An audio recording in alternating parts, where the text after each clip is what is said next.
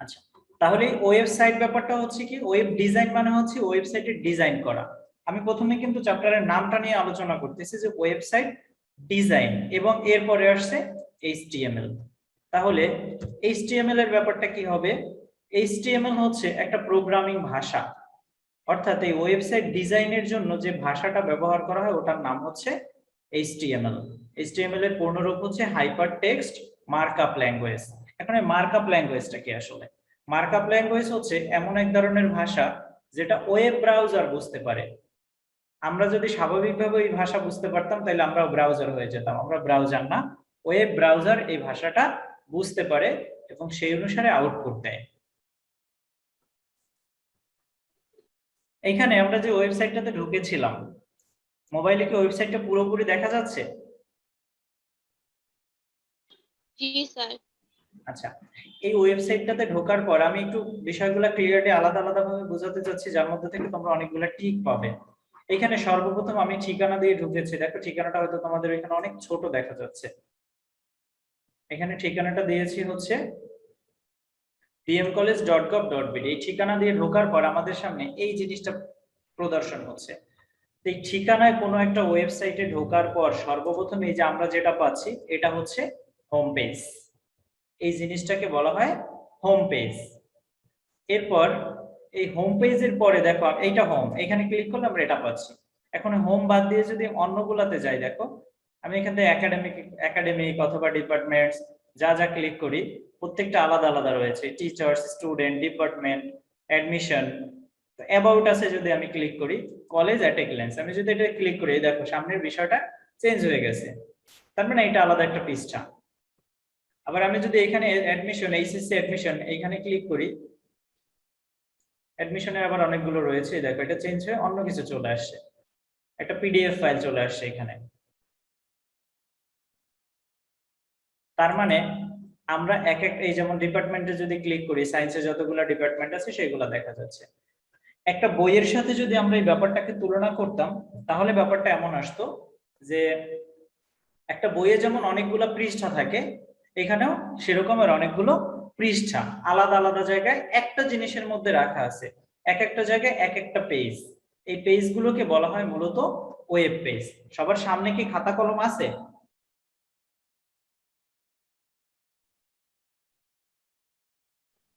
জি sir আছে। নাই। জি sir. জি sir. জি sir আছে। আচ্ছা, খাতা কলম থাকলে আমি জি স্যার আছে। এক মার্কের কোশ্চেন গুলো আমি সাথে সাথে বলে যাই, এটা লিখে ফেলো। যেমন এখানে দেখো ওয়েব পেজ, তাহলে ওয়েব পেজের তোমরা এই প্রশ্নটা লিখে ফেলতে পারো খাতায়। অবশ্যই আমি এটা দিয়ে দিব, এখন না লাগলেও হয়। ওয়েব পেজ হলো এক ধরনের ডকুমেন্ট যা ইন্টারনেট ব্যবহারকারীদের দেখার জন্য বিভিন্ন দেশের সার্ভারে রাখা থাকে। এটা হচ্ছে তোমার বোঝার সুবিধার্থে। আর পরীক্ষার খাতায় যদি লিখতে হয় তাহলে এত কিছু যদি তোমার মনে না থাকে তাহলে এটা বলতে পারো যে ওয়েবসাইটের স্বতন্ত্র কোনো পেজকে ওয়েব পেজ বলে। এখন স্বতন্ত্র পেজ জিনিসটা কি আসলে?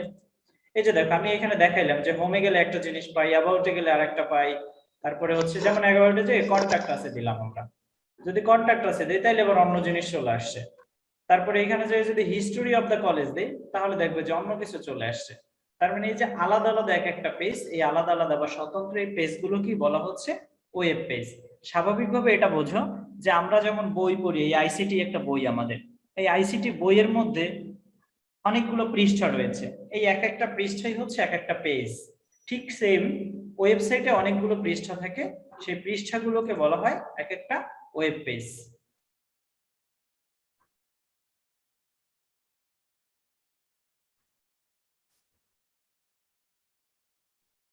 এখন এই ওয়েব পেজের মধ্যে তার মানে অনেকগুলো পৃষ্ঠা থাকে। এখন আমরা যদি চাই যে তোমার বাসায় যত বই আছে পিছনের 3 বা অন থেকে পড়ে আসছো একবারে, তোমরা এখন এই মানে একাদশ দ্বাদশের মাঝামাঝি কোনটায় আসো আমিও জানি না, আসলে সাড়ে একাদশ বলা যেতে পারে।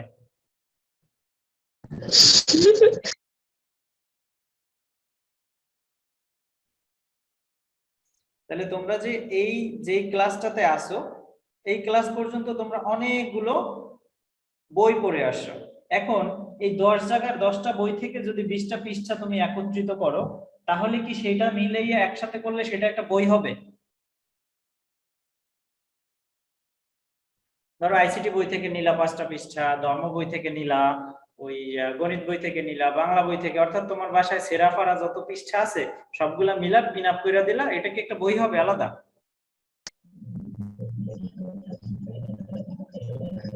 হইতেও পারে ছোটখাটো একটা বই। অবশ্যই এটা আলাদা কোনো বই হবে না, কারণ ওই বই দিয়ে তুমি কি পড়বা? ওটার মধ্যে আসলে আলাদা ভাবে পড়া, সব মিলেই আছে। হ্যাঁ ওইটা তো বাবা খিচুড়ি হয়ে গেছে। বই হইতে গেলে দেখবো যে আমরা যে বইগুলো পড়ি সেই বইগুলোর মধ্যে নির্ধারিত একটা টপিক থাকে, একটা বিষয়ের উপর সব কথাগুলো বলা থাকে। যেমন এই তথ্য ও যোগাযোগ প্রযুক্তি, এটার মধ্যে তথ্য যোগাযোগ বই হবে কিন্তু নির্দিষ্ট কোনো টপিক তো হচ্ছে না। তো ওয়েবসাইটটাকে যদি তুমি একটা বইয়ের সাথে তুলনা করো তাহলে বুঝতে হবে যে ওয়েবসাইটটা হচ্ছে টোটালটা একটা বই, আর এর মধ্যে আলাদা আলাদা যে পেজগুলো রয়েছে এগুলোকে বলা হচ্ছে ওয়েব পেজ। ওয়েবসাইট এবং ওয়েব পেজ, এই ওয়েবসাইটটা তৈরি হওয়ার পিছনের একটা ইতিহাস রয়েছে। কেন এই ওয়েবসাইট তৈরি হয়েছে? মূলত আগেকার সময়, আমরা যদি আজকে থেকে 30-40 বছর পেছনে যাই, বাংলাদেশে ইন্টারনেটের ব্যবহার শুরু হয়েছে 1992 সালে। আর পৃথিবীতে সর্বপ্রথম ওয়েবসাইট তৈরি হয় 1991 সালে। পৃথিবীতে সর্বপ্রথম যে ওয়েবসাইটটা তৈরি হয়েছিল সেটা হয়েছিল 1991 সালে। দ্যাট মিন্স আজ থেকে 30 বছর আগে, বেশি আগে না কিন্তু। টিম বার্নার্স-লি ইংরেজ একজন গণিতবিদ, একটা সময় যখন কম্পিউটার খুব একটা অ্যাভেলেবল ছিল না, তখন এই টিম মিলিটারি বা অন্যান্য দেশের বড় বড় পর্যায়ে যারা, তারা হাতে গোনা কিছু কম্পিউটার ব্যবহার করত। এদের মধ্যে বিভিন্ন তথ্য আদান প্রদানের দরকার হতো। এই তথ্য আদান প্রদানটাকে কিভাবে সহজ করা যায়, এই সহজের কথা চিন্তা করতে করতে একটা সময় টিম বার্নার্স-লি একটা পদ্ধতি উদ্ভাবন করেন। সেই পদ্ধতিটাই এখন ওয়েব নামে পরিচিত, যেটাকে আমরা বলি মূলত www, যেটার পূর্ণরূপ হচ্ছে কি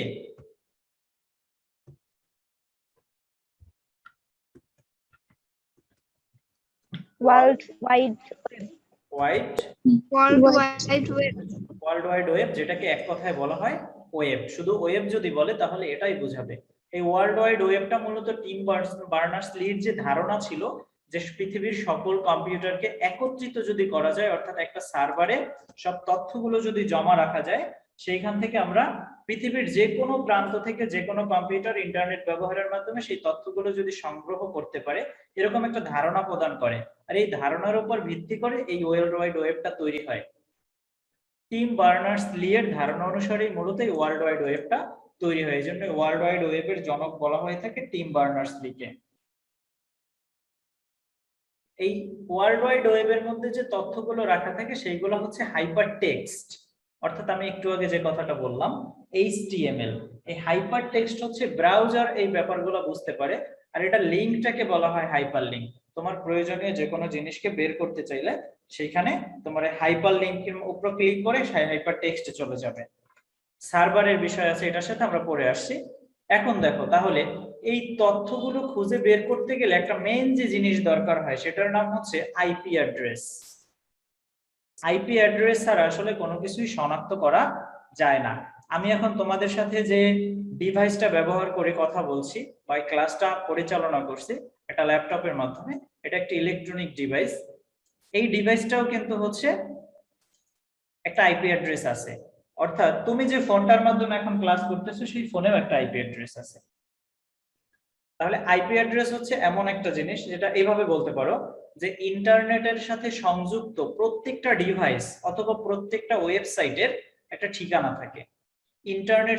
ইন্টারনেটের সাথে যুক্ত প্রত্যেকটা ডিভাইস অথবা প্রত্যেকটা ওয়েবসাইটের একটা ঠিকানা থাকে, আর ওই ঠিকানাটার নামই হচ্ছে IP address.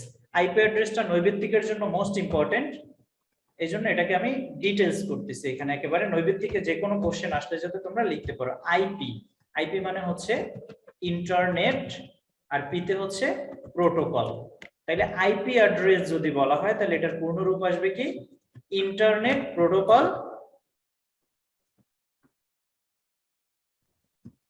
Address. Internet protocol address, যেটাকে আমরা সংক্ষেপে বলতে পারি আইপি অ্যাড্রেস। আচ্ছা, এখন এই আইপি অ্যাড্রেস জিনিসটা কি আসলে একটু আমরা খুঁজে দেখি প্র্যাকটিক্যালি। যেমন আমরা যদি একটা সাইটে যাই, google.com, এই google.com এ যদি আমরা ঢুকি তাহলে দেখো এটা দেখা যাচ্ছে। এটা আমরা ওয়েবসাইটের নাম দিয়ে ঢুকছি না? এখন আমরা চাচ্ছি যে এখানে আমরা ওয়েবসাইটের নাম দিয়ে ঢুকবো না, নাম ছাড়া ঢুকবো। নাম ছাড়া কিভাবে ঢুকবো তাহলে? জিনিস পাবো, এই যে নতুন একটা ট্যাব নিলাম আমি, নতুন একটা ট্যাব নিয়ে এখানে আমি এই সংখ্যাটাকে বসিয়ে দিলাম। বসিয়ে যখন এন্টার দিলাম তখনও দেখো সেই google.com এ চলে আসছে। আমি google.com লিখে যেটা পাই এখানেও সেটাই পাই।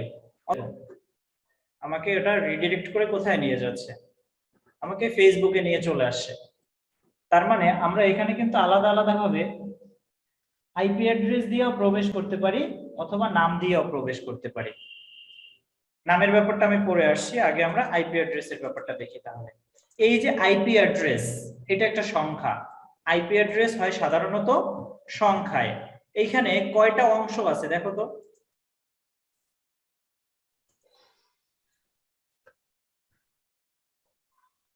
এই আইপি অ্যাড্রেসটাতে কয়টা অংশ রয়েছে? এটা গুগলের একটা আইপি অ্যাড্রেস।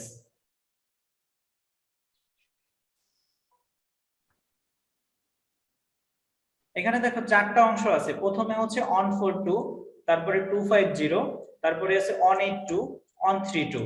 এখন তোমাকে যদি বলা হয় এই সংখ্যা মনে রাখে, এই সংখ্যার মাধ্যমে একটা ওয়েবসাইট মনে রাখতে হবে, এটা কি আমাদের পক্ষে মনে রাখা সহজ হবে? না।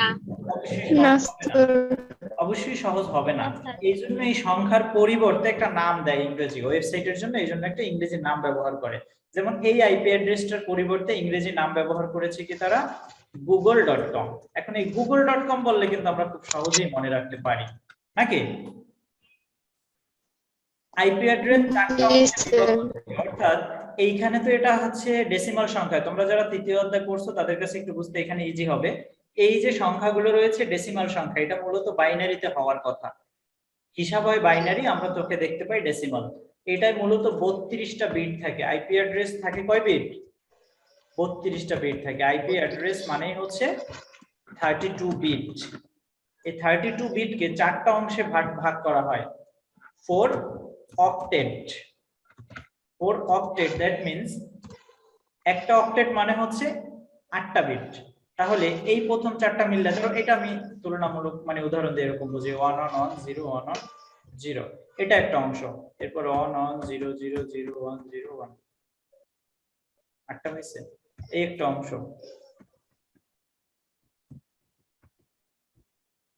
এই একটা অংশ, আরো একটা আসবে, মোট 8টা করে থাকবে।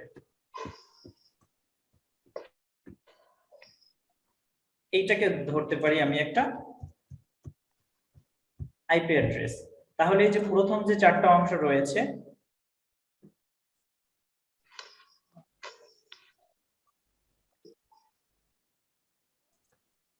এই প্রথম 8 বিট, এই 8 বিটে একটা অক্টেট, তারপরে 8 বিটে একটা অক্টেট, এইখানের 8 বিটে একটা অক্টেট, আর দ্বিতীয় 8 বিটে একটা অক্টেট। এখন নৈবেদ্যিকে যদি তোমার প্রশ্ন করা হয় যে আইপি অ্যাড্রেসে কতগুলো বিট থাকে, তাহলে অ্যানসার কি হবে? 32 32 বিট। আইপি অ্যাড্রেস কয়টা অংশে বিভক্ত থাকে? 4টা অংশ। 4টা অংশে বিভক্ত থাকে। এই এক একটা অংশকে বলা হয় এক একটা অক্টেট। তাহলে আইপি অ্যাড্রেসের মধ্যে কয়টা অক্টেট পাওয়া যায়? 4টা। 4টা অক্টেট মানে হচ্ছে 8 বিটে একটা অক্টেট। অক্টেট বলতেই আমরা বুঝি অষ্টম। তোমরা কপোতাক্ষ নদ পড়েছো না 9 10 এ? জি স্যার। এখানে যেমন একটা ব্যাপার ছিল যে প্রথম 8 লাইনকে বলা হয় অক্টেট। এই 8 মানেই হচ্ছে অক্টেট। তো এখানে 8টা বিট মানে এটা একটা অক্টেট। এরকম টোটাল 4টা অক্টেট মিললে হয় একটা আইপি অ্যাড্রেস। আইপি অ্যাড্রেসের সাথে একটা ওতপ্রোতভাবে জড়িত যে বিষয়টা, সেটার নাম হচ্ছে ডোমেইন নেম। আইপি অ্যাড্রেসের সাথে ওতপ্রোতভাবে জড়িত বিষয়টা হচ্ছে domain name. Domain name, domain name সহজ কথা ওয়েবসাইটের নাম। যেমন এইখানে যে 4টা করে বিট দিয়া মানে 4টা অংশে ভাগ করে একটা সংখ্যা দিছে। আমরা এই সংখ্যাটাকে মনে রাখতে পারি না। এই সংখ্যাটাকে মনে না রাখা কোনো ইংরেজি নামের মাধ্যমে সহজে মনে রাখার জন্য যে নামটা দেওয়া হয় ওই নামটাকে বলা হচ্ছে ডোমেইন নেম। যেমন google.com, এটা একটা ডোমেইন নেম। এই আইপি অ্যাড্রেস দিয়েও তুমি চাইলে ঢুকতে পারবা, আবার এই ডোমেইন নেম দিয়েও ঢুকতে পারবা। সহজ কথা, আইপি অ্যাড্রেসের পরিবর্তে যে নাম ইংরেজি নাম ব্যবহার করা হয় সেই ইংরেজি নামটাকে বলা হয় ডোমেইন নেম। ডোমেইন নেম ইংরেজি বাদে অন্য কোনো নামে হতে পারে না, এটা অবশ্যই ইংরেজি নামে হতে হবে এবং সেটা সবগুলা ছোট হাতের অক্ষরে লেখা থাকে। আইপি অ্যাড্রেসের ব্যাপারটা কি সবার কাছে ক্লিয়ার হয়ে গেছে? জি স্যার। জি জি স্যার। স্যার। আচ্ছা, এবারে আসি আমরা ডোমেইন নেম। ডোমেইন নেম মানেই হচ্ছে কোনো ইংরেজি নাম, অর্থাৎ ওয়েবসাইটের ইংরেজি নামকে বলা হচ্ছে ডোমেইন নেম। আচ্ছা, এখানে আমি www অ্যাড করে দিলাম, অথবা এইটা একটা ডোমেইন নেম। এরপরে আমরা এই যে বিএম কলেজের অ্যাড্রেসে ঢুকছিলাম না, এইখানে দেখো উপরে নামটা আছে bmcollege.gov.bd, আমরা এই ডোমেইন নেমটাও নিলাম। দুইটা ডোমেইন নেম নিয়ে এখান থেকে আমরা এখানে দুইটা ডোমেইন নেম নিলাম। এই যে দেখো, এগুলো আমি যখন এন্টার ক্লিক করি তখন এটার নিচে অটোমেটিক একটা দাগ চলে আসে, নীল কালার হয়ে গেছে, নিচে একটা দাগ চলে আসছে, মানে এটা একটা হাইপার লিংক। এই লিংকে ক্লিক করলে ওই ঠিকানায় যাওয়া যাবে, সেটা বোঝানো হচ্ছে। আচ্ছা, www. এখানে w টা দেয় না, এটা সবটার সাথে অটোমেটিক থাকে তো এইজন্য দিয়ে দেয় না, আমি দিয়ে দিই www. আচ্ছা, এই ঠিকানাটা একটু খেয়াল করো তোমরা। এই ওয়েবসাইটের এই ডটের পরে একটা অংশ আছে না, ওয়েবসাইটের ডটের পরের অংশকে বলা হয় টপ লেভেল ডোমেন। ওয়েবসাইটের পরের অংশকে, ডটের পরের অংশকে বলা হচ্ছে টপ লেভেল ডোমেন। মার্ক করে দেখেন।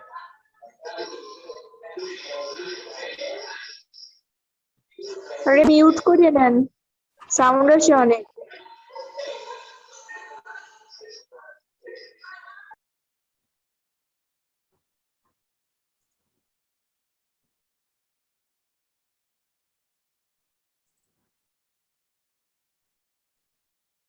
যে .gov.bd এই যে অংশটা রয়েছে, এই অংশটার নাম টপ লেভেল ডোমেন।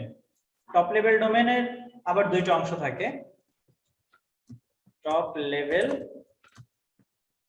ডোমেন। তোমাকে যদি প্রশ্ন করা হয় যে টপ লেভেল ডোমেন কি, তাহলে তুমি বলবে যে ডোমেন নেমের ডটের পরের অংশকে টপ লেভেল ডোমেন বলে। টপ লেভেল ডোমেনের দুইটা অংশের প্রথম অংশটা হচ্ছে জেনেরিক, প্রথম অংশটাকে বলা হয় জেনেরিক, আর পরের অংশটাকে বলা হয় কান্ট্রি। প্রথমটা হচ্ছে জেনেরিক লেভেল, পরেরটাকে বলা হয় যে কান্ট্রি লেভেল। এই কান্ট্রি লেভেলটা সবগুলোতে থাকতেও পারে আবার নাও থাকতে পারে। এখন দেখো এইখানে প্রথমে google.com, এখানে ডটের পরের অংশটা কি .com। এই কম বলতে মূলত বোঝানো হয় জেনেরিক, কথার মানেই হচ্ছে ধরন। কোন ডোমেন নেমের ডটের পরের অংশটা দেখে তুমি বুঝতে পারবে যে এটা আসলে কোন ধরনের ওয়েবসাইট। যেমন এখানে বলা আছে .com, সুতরাং এটা হচ্ছে একটা কমার্শিয়াল ওয়েবসাইট, মানে বাণিজ্যিক ওয়েবসাইট। এদের কাজই হচ্ছে ব্যবসা বাণিজ্য করা, লাভের জন্য তারা এটা করছে।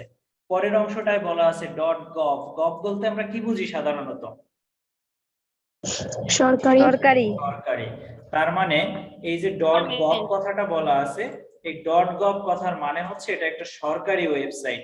এছাড়াও আরো যে বিষয়গুলো হতে পারে .net, এই .net বললে বোঝানো হয় নেটওয়ার্ক প্রতিষ্ঠান। .org, org মানে হচ্ছে অর্গানাইজেশন, মানে এটা হচ্ছে কোনো ওই যে স্বেচ্ছাসেবী সংগঠন আছে না যারা মানুষের কল্যাণে কাজ করে। এরপরে আছে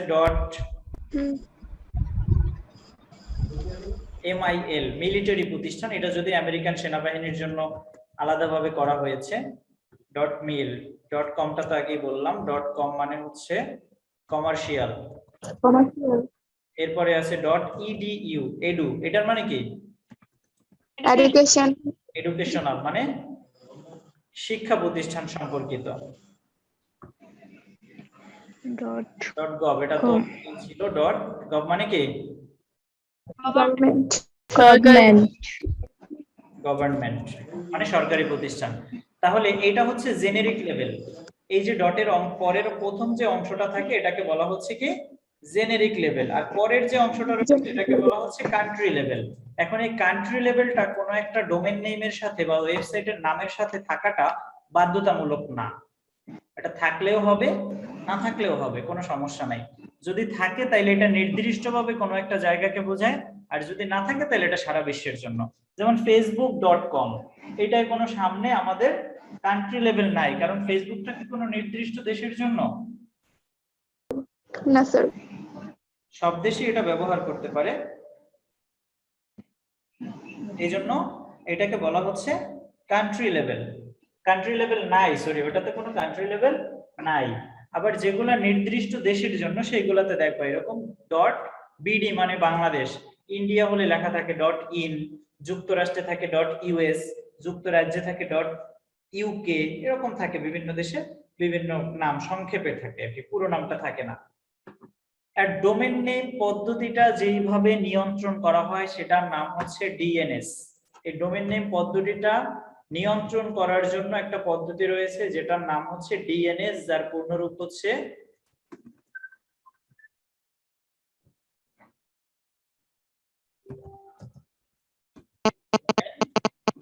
নেমিং সিস্টেম।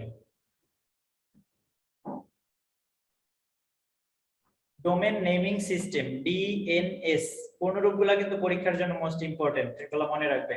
ডিএনএস কথার মানে হচ্ছে domain naming system. Domain naming সিস্টেমটা কেন দরকার হয়? সিস্টেমটা দরকার হয় এই কারণে, পৃথিবীতে দেখবা কোনো ডোমেন নেমের সাথে কোনো ডোমেন নেমের কোনো মিল নাই। আমরা ফেসবুক অ্যাকাউন্ট, তাহলে দেখো ফোনের মধ্যেও তোমাদের কিছু ব্রাউজার আছে। কোন ব্রাউজার? যেমন অপেরা মিনি, অথবা হচ্ছে গুগল ক্রোম, শুধু ক্রোম আর কি, ক্রোম, ফায়ারফক্স, অথবা ইউসি মিনি, এই টাইপের কোনো একটা কিছু আছে তো? হ্যাঁ আছে। আচ্ছা, আমরা ইন্টারনেটে ঢোকার জন্য এটা ব্যবহার করে থাকি। এই যে আমার এখানে আমি ব্যবহার করতেছি ক্রোম। এই ব্যবহার করার জন্য যে সফটওয়্যারটাই, অর্থাৎ ইন্টারনেটে ঢোকার জন্য বা কোনো ওয়েবসাইটে প্রবেশ করার জন্য আমরা একটা সফটওয়্যার ব্যবহার করি। এই সফটওয়্যারটার নাম হচ্ছে ব্রাউজার, সার্চ ইঞ্জিন। মাত্র গুগলে ঢুকে আমরা বিভিন্ন তথ্য খুঁজে বের করতে পারি, এটা হচ্ছে একটা সার্চ ইঞ্জিন। ব্রাউজার হচ্ছে সফটওয়্যার, গুগল হচ্ছে সার্চ ইঞ্জিন। স্যার আপনার কথা কালে কাইটে কাইটে আসে। আমার কথা কেটে কেটে যায়? নেটে মনে হয় মাঝে মধ্যে একটু প্রবলেম করে, সেই কারণে হয়তো কেটে কেটে যায়। জি স্যার। হ্যাঁ স্যার, আপনার কথা মাঝে মাঝে কেটে কেটে যায়। আচ্ছা, তো 3 মিনিট টাইম আছে, 3 মিনিট পরে মনে হয় লাইনটা কেটে যাবে। 40 মিনিট পর তো আর থাকা যায়। কাঠামো মানে কোন একটা কিছু গঠন প্রণালীটা কি বলা হচ্ছে কাঠামো। হ্যাঁ, কোনো কিছুর গঠন পদ্ধতিটা কি বলা হচ্ছে কাঠামো। যেমন দেখবো যে মানুষ বিল্ডিং তৈরি করে, সবার বিল্ডিং এর পদ্ধতি কি একরকম হয়, বা সবার ডিজাইন কি একরকম হয়? না স্যার। এক একটা মানুষের এক এক রকম হয়। তাহলে ওয়েবসাইট কাঠামোটা হচ্ছে মূলত এরকম। ওয়েবসাইট কাঠামো মানেই হচ্ছে একটা ওয়েবসাইট কিভাবে গঠিত হবে, এই পদ্ধতিটাকে বলা হচ্ছে ওয়েবসাইট কাঠামো। ওয়েবসাইট কাঠামো হচ্ছে প্রধানত 4 প্রকার। নাম্বার 1, ট্রি বা হায়ারার্কিক্যাল।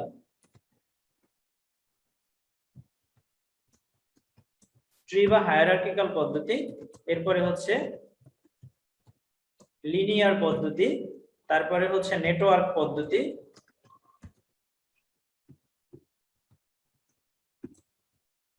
আর সর্বপ্রথম সর্বশেষ হচ্ছে কম্বিনেশন।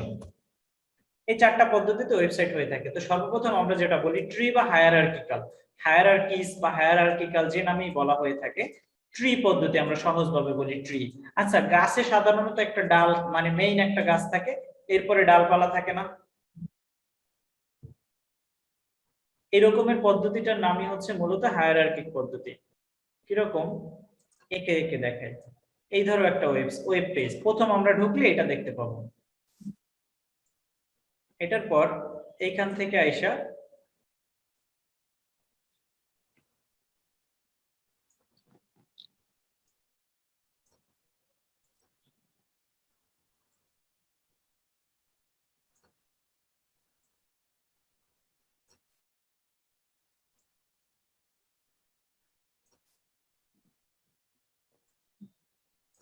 এটা কিন্তু সৃজনশীল দেয় অনেক সময় এখান থেকে। এখন যে জিনিসটুকু বোঝাচ্ছি ভালো করে বুঝবা, কারণ এখান থেকে তোমাদের সৃজনশীল দিবে। আর আগে যেগুলো বুঝাইছি ওগুলো ছিল নৈর্ব্যক্তিকের ব্যাপার, সৃজনশীলের বিষয় না। এখানে আমরা দুইটা জিনিস পেলাম, দেখো সর্বপ্রথম আমরা ঢুকলে এটা পাবো, এরপরে হচ্ছে এটার নিচে আবার অনেকগুলো আছে। এখন দেখো এটার নিচে আরো থাকতে পারে, আমি একটু কালারটা চেঞ্জ করে দিই। এটার মধ্যে আবার ধরো দুইটা আছে,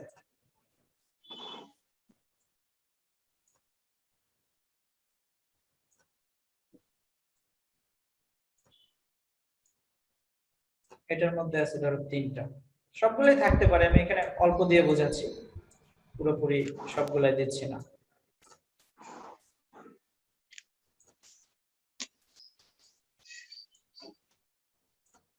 এরকমের আছে।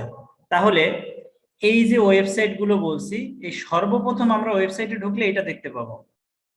এই যে পেজটা, এটার একটা নাম আছে, এটার নাম হচ্ছে হোম পেজ। এটার নাম কি? Home page. অর্থাৎ ওয়েবসাইটে প্রবেশ করলে সর্বপ্রথম আমরা যে পেজটা দেখতে পাই সেই পেজটার নাম হচ্ছে কি? Home page. মনে থাকবে? তোমার যদি 1 মার্কের প্রশ্ন আসে হোম পেজ কি, বলবা ওয়েবসাইটে ঢুকলে প্রথম যে পেজটা দেখা যায় তাকে হোম পেজ বলে। মুখস্থ করার কোনো দরকার আছে?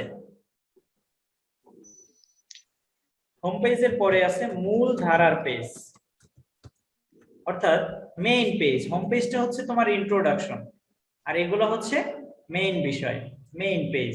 এই মেইন পেজের পরে আছে সেকশন, উপধারার পেজ। এর নিচে যেগুলো, এগুলো হচ্ছে উপধারার পেজ।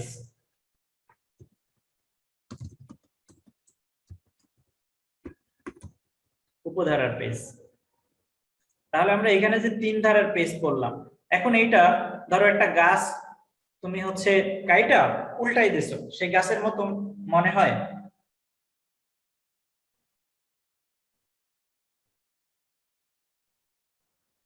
জি স্যার।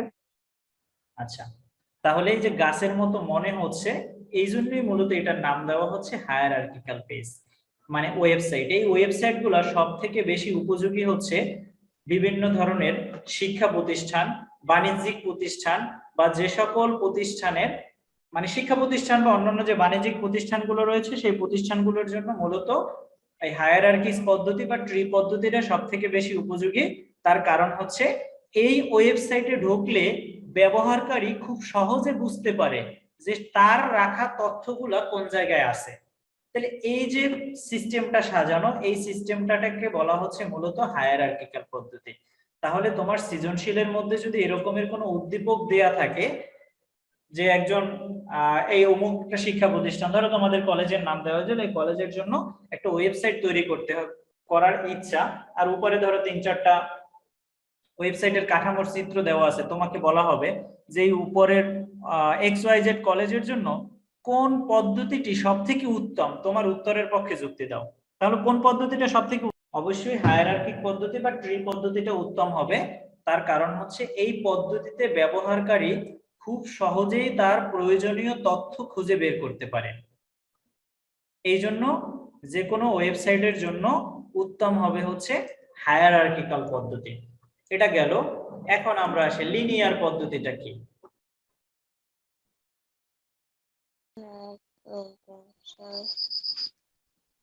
না স্যার। কিছু হোম পেজ। এখন এই হোম পেজ থেকে আমরা চাইলে একেবারে সরাসরি লাস্ট পেজে চলে যেতে পারবো, এই জন্য এই তীর চিহ্নটা দেয়া আছে। আবার এই লাস্ট পেজ থেকে সরাসরি চাইলে আমরা ফার্স্ট পেজে আসতে পারবো। কিন্তু এই ফার্স্ট পেজ দিয়ে মাঝখানের পেজগুলোয় যাওয়ার জন্য কি সরাসরি কোনো লিংক করা আছে? না। নাই। তাইলে এক ধরনের ওয়েবসাইট আছে যেখানে চাইলেই যে কোনো পৃষ্ঠায় যাওয়া যায় না, একটার পর একটা পার হইয়া যেতে হয়। অর্থাৎ যে ওয়েবসাইটে ওয়েব পেজ সমূহ একের পর এক ক্রমান্বয়ে সাজানো থাকে। ক্রমান্বয় বলতে বোঝানো হয় সিরিয়ালে। যে ওয়েব পেজ, যে ওয়েবসাইটে ওয়েব পেজ সমূহ ক্রমান্বয়ে সাজানো থাকে তাকে লিনিয়ার কাঠামো বলে। লিনিয়ার কাঠামোতে বিশেষ কোনো উপকারিতা নাই, তার কারণ হচ্ছে এই লিনিয়ার কাঠামো ব্যবহার করতে গেলে অনেক ঝামেলার সম্মুখীন হতে হয়। লিনিয়ার কাঠামোটা হচ্ছে মূলত যে ওয়েবসাইটের ওয়েব পেজ সমূহ ক্রমান্বয়ে সাজানো থাকে। এইগুলো সাধারণত করে কোন পদ্ধতিগুলোকে? কিছু কিছু নেটওয়ার্ক প্রতিষ্ঠান আছে যারা হচ্ছে অ্যাড দেওয়াটা মূল কাজ। তার মানে প্রত্যেকটা পৃষ্ঠায় যাবা আর তাদের অ্যাড দেখবা। এই ব্লগ সাইট যেগুলো আছে, ব্লগ সাইটগুলোতে মূলত এই লিনিয়ার কাঠামো ব্যবহার করা হয়। লিনিয়ার কাঠামোর বিশেষ কোনো উপকারিতা নাই। এরপরে যেটা রয়েছে নেটওয়ার্ক কাঠামো, এখানে দেখায় নেটওয়ার্ক কাঠামো। এরকমের যদি কোনো ওয়েবসাইট হয়ে থাকে, অর্থাৎ যে ওয়েবসাইটে সকল পেজের সাথে সংযোগ করা থাকে, তাকে বলা হচ্ছে নেটওয়ার্ক কাঠামো। অর্থাৎ কোনো ওয়েবসাইটের প্রত্যেকটা পেজের সাথে প্রত্যেকটা পেজের যদি সংযোগ করা থাকে তাকে বলা হচ্ছে নেটওয়ার্ক কাঠামো। এই তিনটা কাঠামো আমরা পেলাম। তিনটা কাঠামোর পরে 4 নাম্বার কাঠামোটা হচ্ছে আর কম্বিনেশন, ইংরেজিতে আমরা বলতে পারি কম্বাইনেশন আমরা বলি সাধারণত, কিন্তু মূল উচ্চারণটা হচ্ছে কম্বিনেশন, আমরা বলি কম্বাইনেশন। তাহলে কম্বিনেশন বলতে উপরে যে তিনটা পদ্ধতির কথা বলছি, তিনটা পদ্ধতির যে কোনো পদ্ধতির সংমিশ্রণকে, মানে একাধিক পদ্ধতি যদি একসাথে ব্যবহার করে তাহলে সেটাকে বলা হচ্ছে কম্বিনেশন কাঠামো। কম্বিনেশন। ইউআরএল কে যদি আমরা ভাঙা লিখি তাইলে পাবো আমরা uniform resource locator. Uniform resource locator. কিন্তু এটার আবার আরো একটা নাম আছে যেটাকে আমরা লিখতে পারি ইউনিভার্সাল রিসোর্স লোকেটর। তোমার দুইটাই কারেক্ট, তবে ইউনিফর্মটা লেখাই হচ্ছে বেশি বেটার। ইউনিফর্ম রিসোর্স লোকেটর অথবা ইউনিভার্সাল রিসোর্স লোকেটর, এটা বলা হচ্ছে মূলত কি বলে ইউআরএল এর পূর্ণরূপ। এখন ইউআরএল জিনিসটা কি? আমি যেটা 4টা অংশ থাকে, ইউআরএল এর অংশ থাকে 4টা। এই যে প্রথম আছে http, এরপরে আছে www.facebook.com পাইলাম, এরপরে আছে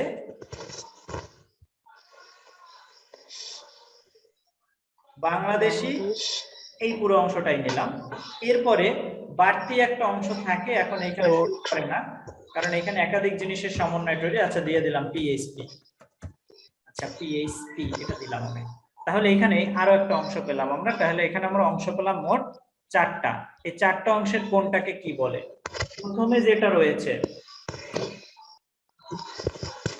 এইচটিটিপি, এটার নাম প্রোটোকল। এইচটিটিপির এটার নাম কি হবে? প্রোটোকল। প্রোটোকল। অর্থাৎ আমরা কোনো ব্রাউজারে ঢুকে একটা তথ্য সার্ভারে যায়, সার্ভারে যাইয়ে আবার আমাদের কাছে ফেরত আসে। এই আসা যাওয়ার একটা নিয়ম রয়েছে।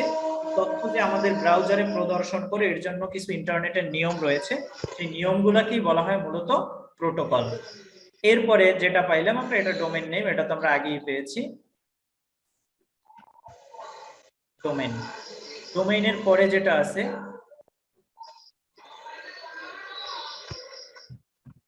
Folder path. অর্থাৎ এই facebook.com এ ঢোকার পর আমরা কোথায় কোথায় গেছি এগুলা দেখা যায়। যেমন facebook.com এ ঢুকছি, সেইখান থেকে আমরা গেছি হচ্ছে এই প্রথমে গেছি বাংলাদেশিতে একটু, এরপর আবার একটা স্ল্যাশ মার্ক, তার মানে এরপরে আমরা আরো একটা জিনিসের মধ্যে ঢুকছি। কোথায় ঢুকছি? অ্যাবাউট এ ঢোকার পরে একটা ডট দেওয়া আছে। এই ডটের পরে যে অংশটা থাকে এটাকে বলে ফাইল এক্সটেনশন। এই অংশটার নাম হচ্ছে ফাইল এক্সটেনশন। ফাইল এক্সটেনশন বলতে বোঝানো হয় যে এই ওয়েব পেজটা কি দিয়ে তৈরি করা হয়েছে, HTML দিয়ে তৈরি করা হয়েছে নাকি PHP দিয়ে তৈরি করা হয়েছে নাকি অন্য কোনো ভাষা দিয়ে তৈরি করা হয়েছে, কিভাবে তৈরি করা হয়েছে সেটা। তাহলে একটা ইউআরএল এ কয়টা অংশ থাকে? 4টা অংশ থাকে। একটা ইউআরএল এ 4টা অংশ থাকে। HTTP বলা হচ্ছে প্রোটোকল, তারপরে হচ্ছে একটা ডোমেইন, ডোমেইনের পরে সার্ভার মানে ফোল্ডার পাথ, ফোল্ডার পাথের পরে সর্বশেষ আমরা যেটা পাচ্ছি ওটাকে বলা হচ্ছে extension. File extension. File file extension. Extension আরে তারপরে তো সাউন্ড হচ্ছে। আমরা ফাইল এক্সটেনশন সম্পর্কে আরো বিস্তারিত জানতে পারবো আগামী ক্লাসে। যখন আমরা HTML এ ঢুকবো তখন আমরা ফাইল এক্সটেনশন সম্পর্কে ডিটেইলস জানতে পারবো। তাহলে আজকে যতটুকু আলোচনা করা হইলো